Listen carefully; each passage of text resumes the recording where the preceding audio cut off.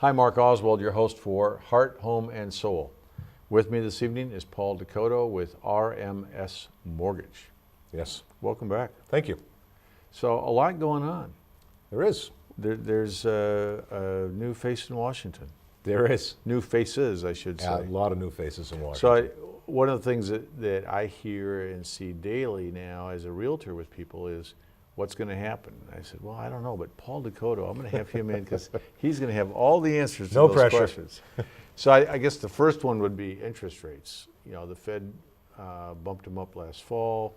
There's talk They did. of some subsequent rate increases this year. Yep. Well, in addition to the Fed's raising prime a 0.25%, which isn't a direct correlation to the mortgage rates, but it's certainly all interest rates kind of impact one another, whether it be domestically or we're in a global economy now, so that globally it affects things. So what's happening in Greece or Europe certainly could have some impact on things. But in addition to the Fed's raising the rates, I think that the new administration basically had some positive impact that people weren't expecting, which caused the stock market to rally. In turn, caused interest rates to go up as well. And I just had the conversation earlier today. About 3 o'clock in the morning on November 9th, it looked like the stock market was down hundreds and hundreds of points. By the time it opened up and got kicked into gear, it had rallied, and all the losses were wiped out, and basically ended up on a positive note for the day. Subsequently, since then, interest rates have been inching up a little bit slowly but surely, and we've been talking about it for years. It wasn't a question of if; it was a question of when. It looks like the when. We're in the middle of it right now. Right. So how does that relate? How does a consumer relate to that? They're working with you on a pre-qualification for a mortgage. If it goes up a quarter of a point, we're in southern New Hampshire. Is there some way that you can equate that in dollars? As a rough estimate, the average loan amount is probably somewhere in the low 200s, $200,000 figure. That $200,000 loan amount with a 0.25% interest rate increase is probably going to merit a $25 to a $30 per month increase in payment.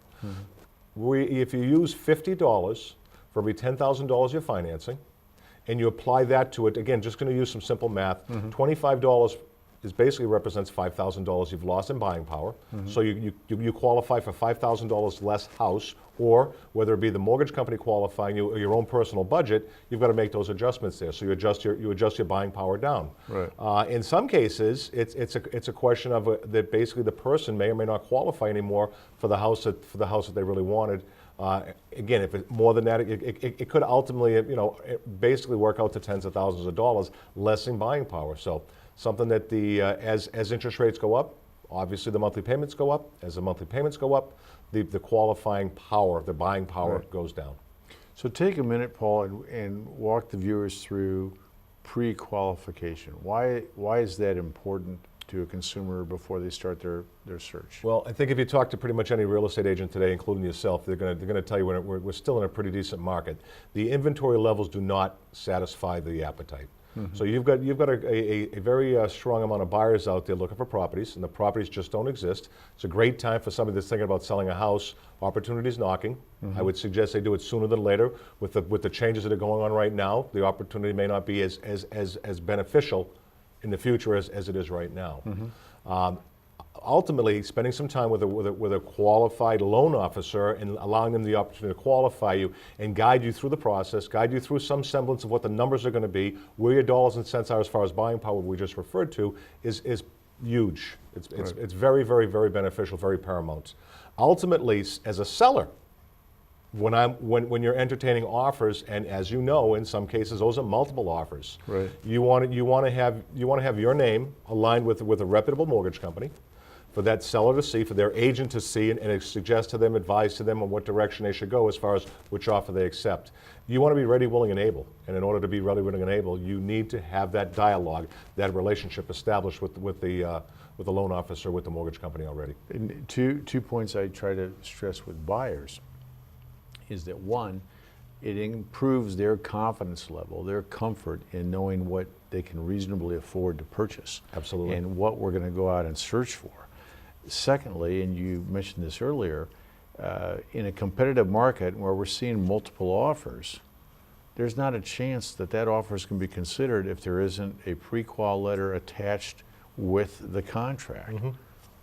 I do more listings than buyers, and I can tell you, my consult to one of my sellers is going to be, you got 3 offers here. You know, they're not pre-approved. They don't have a pre-qual letter. Right.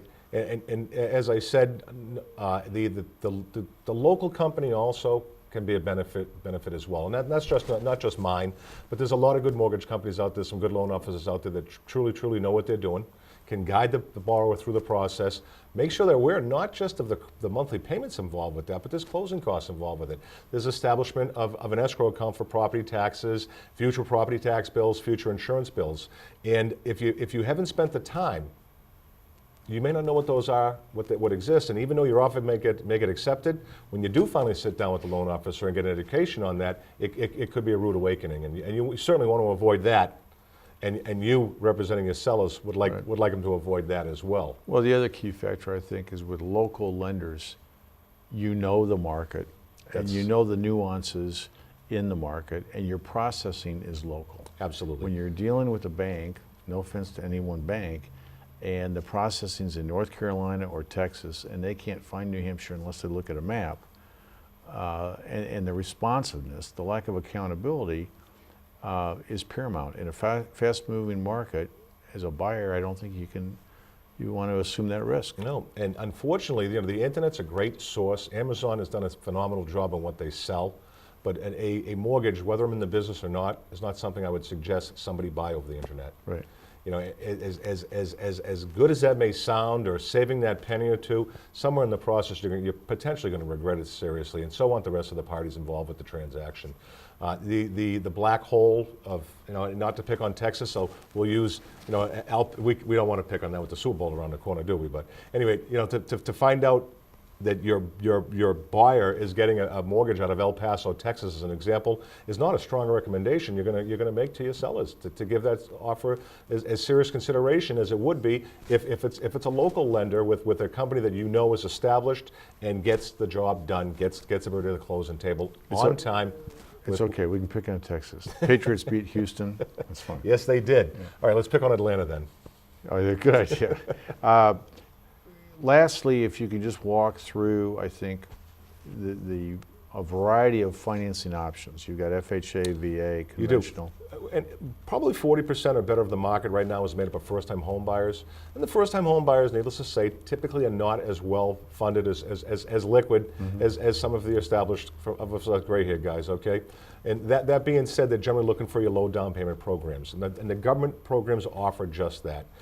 Your FHA program, which is very popular, available in every town and every city in the entire United States of America, requires a 3.5% down payment. There's a USDA loan, which is a little more geared towards your smaller towns, rural development. Outside, unfortunately, of towns like Londonderry and Derry, Manchester and Nashua do not qualify. Generally geared towards a population of 20,000 or less. They offer 100% financing, 0 down payment. And I'm pleased to say, huge advocate of Veterans Administration loans, and we can't thank our vets enough for what they do every day. That's 100% financing as well. So, and that is just a phenomenal product that, again, gives great pride and pleasure to work with the vets and offer that to them. I had one today that said, finally I get something out of my services. And there you go. There you go. So some great products and programs.